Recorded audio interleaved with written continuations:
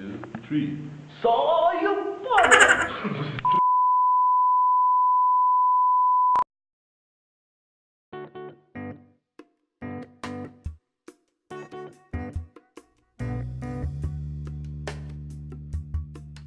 Hello once again guys, nandito na ako si Brydon, so Saudi boy na walang ipon. Joke lang yung intro natin ngayon.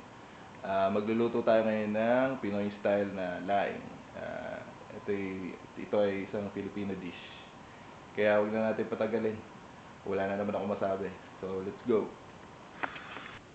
So guys, ito na nga, magluluto na tayo. Bali ang mga ingredients sa gagawin nating laing Pinoy recipe. Ito, yung taro leaves, nabili ko to sa market dito. Filipino ano rin siya, Filipino market. Taro leaves, dahon ng gabi, dried. Tapos meron tayong garlic, yung bawang, sibuyas, luya. Tapos labahita. Ito yung dried fish. Kumbaga pamalit sa baboy or karne, mga ganun. Ito ang nilagay ko. Kumbaga para rin siyang karne ng baka or baboy, labahita. Tapos lalagyan natin siya ng hibi. Ito yung hibi. Yung parang maliliit na alamang, yung hipon na Tapos bagoong. Bagoong na galing sa Pilipinas. Actually may baboy ito, pero bawal ang baboy sa Saudi Arabia. Tapos maglalagay tayo ng coconut cream. Ang coconut cream, kumbaga kapag kayong sa Pilipinas, yung fresh, ito yung unang piga. Tapos coconut milk. Ito yung coconut milk. Basta papakita natin kung paano natin ilagay yung mga yan. So ayun yung mga gagamitin natin. Very simple lang. At sana magustuhan nyo itong lulutuin natin. So let's go. Magluluto na tayo. Ngayon guys, maglalagay na tayo ng mantika. Ayan. Manti lang. Ayan natin yung mantika. Papainitin natin muna siya. At syempre kailangan meron kang pot holder. Kasi mainit siya. Ayan. Struggle is real talaga eh. Hindi ko makita kung paano, hindi ko alam kung paano ko yan eh. Kung paano ko ilagay sa tripod yung camera. So ayun na po. Bali mainit na yung mantika. Ilalagay muna natin yung unahin natin is yung luya. Para hindi masunog agad yung bawang. Luya muna. Diba? Stick. Technique 'yun. Tips 'yun. Charot. Pagkatapos mong lagay yung luya, lagay na natin yung garlic or yung bawang, yung pangtaboy sa mga aswang. Wow! Tapos natin lagay yan. Lagay naman natin yung native nating onion. Actually native yan kasi bado yan eh. Charot.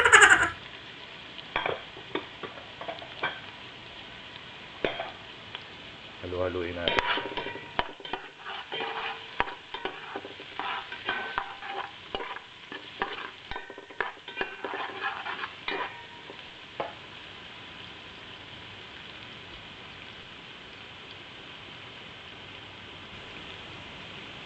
So ayan na guys, bali na gisa na natin yung luya, yung sibuyas, saka yung bawang.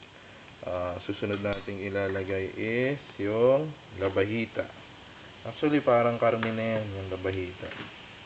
Dahil sa high blood si Tito B, si Brydon, labahita na lang muna yung lagay natin. Saka wala rin namang baboy talaga dito sa real.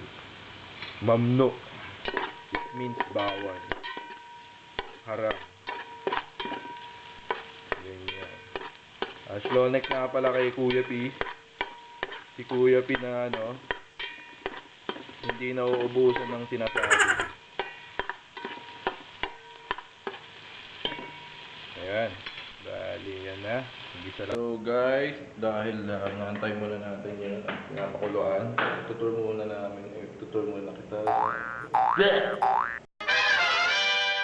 Dahil ako ay nabubulod, tutur ko muna kayo sa bahay ko. Bali, nandito ako ngayon sa CR. Ayan, CR yan.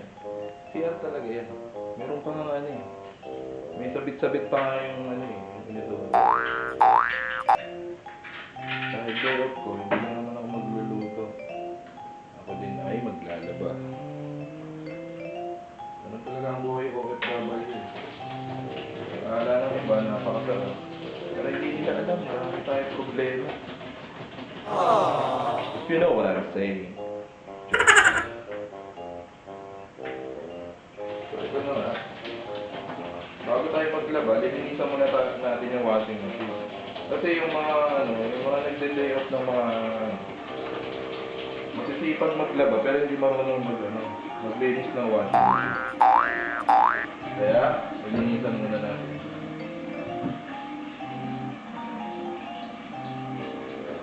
So, yun po, no? Ayan na. Sira na yung washing. Lagyan muna natin siya ng tubig. Kaya, balik ulit tayo. So, yun po, no? Joke lang. Ito na. Kumukulo na siya. Ayan. Nakikita nyo? Nagmantika na siya. Parang ano na yan. Parang yung ilong ko kapag summer dito sa Riyadh. Nagmamantika. Ayan. Ayan siya. Bali, ang gagawin natin ngayon is lalagay na natin tong hibi or yung alamang, yung maliliit na hipa. Ayan. Wala tayong lalagay na karne dyan. Yan lang. Labahita, hipo. Alam nyo naman eh. Mahilig ako sa seafood eh. Joke lang yun. Wow! Totoo lang, allergic ako eh. Pero as long na minom ka naman ng gamot, ayos lang yan. At yan na nga, pagtapos nating lagay ang hibi, tapos yung yung labahita dyan, lalagyan na natin siya ng bagoong. Den. Focus.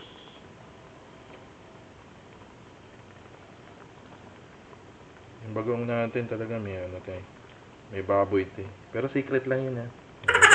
Ayun oh, di ba? May tipak na ng baboy, di ba? Nakita nyo na. Nakita nyo ba? Hindi no. Wow. Halu-haluin natin siya. Halu-haluin. Ginagawa mo? Ngayon, ang gagawin natin is lalagay na natin si taro leaves. Ayan. O yung dahon ng gabi. Ayan. Hindi na natin siya hinugasan kasi yung taro leaves na binibili ko na yan, talagang yan, ini-import yan ng mga Pilipino businessman natin. Mga Pilipino yan, hindi yan galing sa India. Pag galing sa India, hinugasan ko. Pero ito, galing naman to sa Pilipinas. So, yun na nga. Konting halo lang ng ganun. Kasi, huwag nyo haluin yung yung laing. Kapag hinaluin nyo masyado yan, ang tendency niyan, makangati.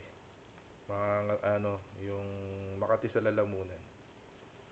So, ayan na uli. Bali, tatakpan na uli natin siya. At ito na nga guys. Kanina, nakalimutan ko yung sili. Wala tayong siling labuyo kasi nandito tayo sa Saudi Arabia.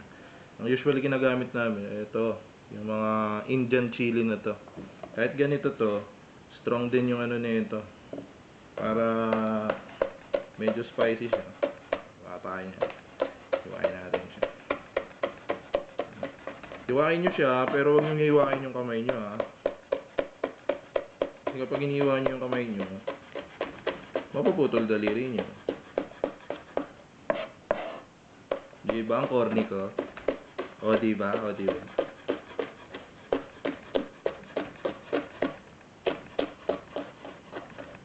So, ayan na nga ang paghihiwa ng sili. Ito na nga po. Bali, ayan na ang kinalabasan niya. Lalagay na natin, nakalimutan kanina natin sabihin yung sili.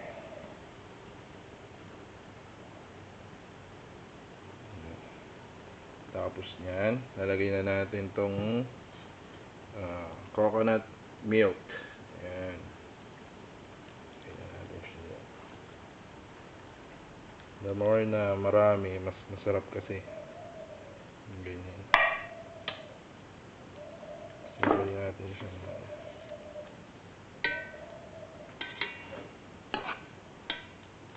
Hindi natin siya masyadong haluin. Ilagay lang natin siya. Ipipress lang natin siya.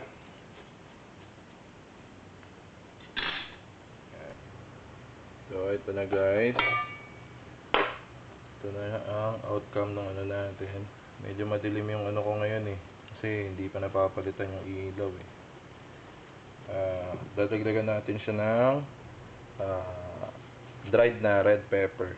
Kasi wala tayong ano eh. Wala tayong siling na buyo. Lalagyan natin siya niyan.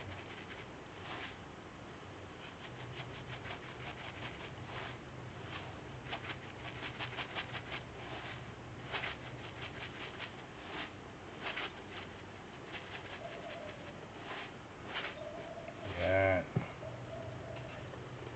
Pakuluan lang natin siya hanggang sa umano yung ano niya. Mapunta doon sa dahon yung ano, yung gata na nilagay natin. Tapos okay na siya. A few moments later.